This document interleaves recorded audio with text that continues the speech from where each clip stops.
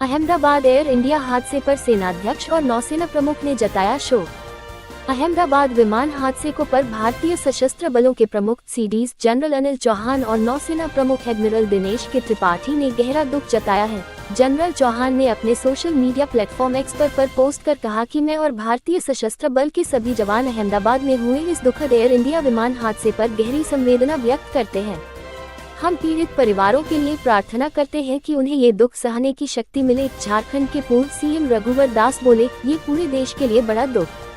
अहमदाबाद में गुरुवार दोपहर लंदन जा रही एयर इंडिया की फ्लाइट टेक ऑफ के कुछ ही देर बाद रिहायशी इलाके में दुर्घटनाग्रस्त हो गई। इस घटना के बाद पूरे देश में दुख का माहौल है। ऑटबर्ग ने एक बयान में कहा, एयर इंडिया फ्लाइट 171 में सवार यात्रियों और चालक दल के सदस्यों के प्रियजनों और अहमदाबाद में प्रभावित सभी लोगों के प्रति हमारी गहरी संवेदना है। उन्होंने कहा, मैंने एयर इंडिया के चेयरमैन एन चंद्रशेखरन से बात की है और अपना पूरा समर्थन देने की पेशकश की है।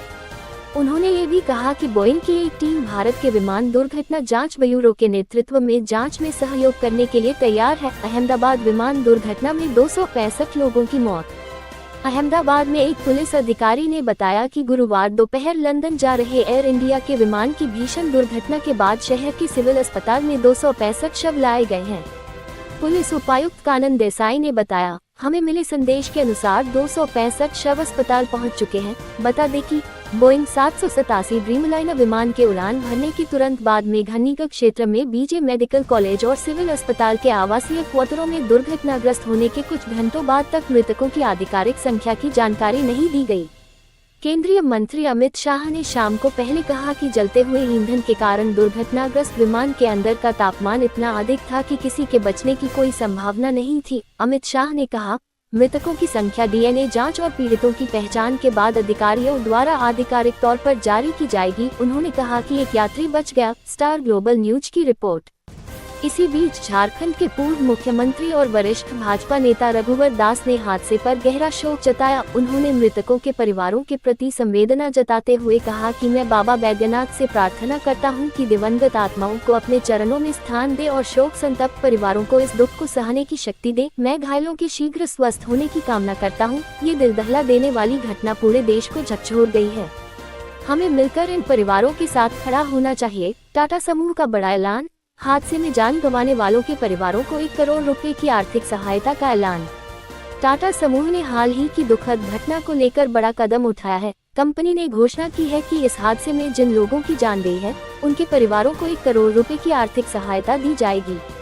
इसके अलावा हादसे में घायल लोगों का पूरा इलाज टाटा समूह कराएगा और उन्हें हर जरूरी मदद और देखभाल उपलब्ध कराई जाएगी। साथ ही टाटा समूह ने ये भी कहा है कि वह बीजेक मेडिकल कॉलेज के हॉस्टल के निर्माण में भी सहायता देगा।